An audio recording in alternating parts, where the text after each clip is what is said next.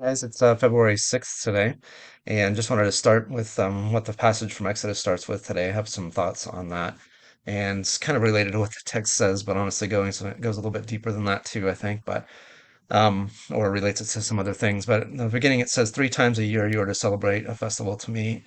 And so God set up three different times when Israel was supposed to gather, all in Jerusalem together to worship him at these festivals. And you can certainly do a lot to study those festivals and the significance of the things that happen there and their symbolism for their own time, as well as looking to the future and the fulfillment of that by Christ and beyond, actually, to the second coming of Christ too. But so those festivals are interesting and important in themselves.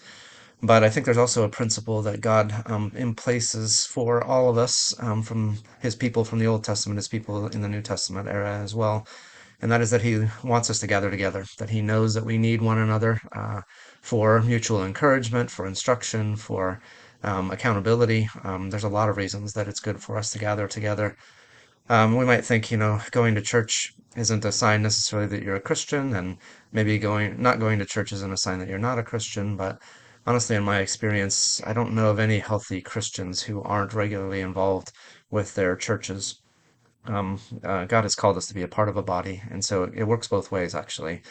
We need to be a part of the body, and the body needs us to be a part of it. It's not a fully functioning body if some of its members are missing, and so we need to be participating in that.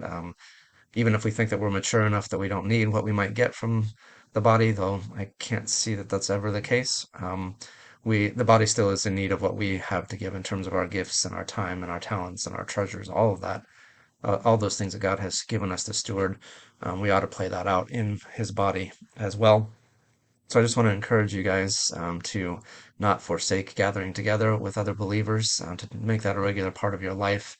You will find that maybe in the short run, you won't be damaged by not going to church for a few weeks or months even, but over the long haul, it really is damaging to your spiritual life to withdraw yourself from the church and in many ways. So I want to encourage you to do that. Make that a regular part of your life. You won't maybe notice the short-term benefits either, like over a number of weeks or months, you might not notice the good that it's doing for your heart and your soul or that you're doing for others. But over the long term, I can assure you that it's very important and vital for your own relationship with the Lord and for other people around you to be benefiting from that. Not only that, but it's commanded by the Lord too.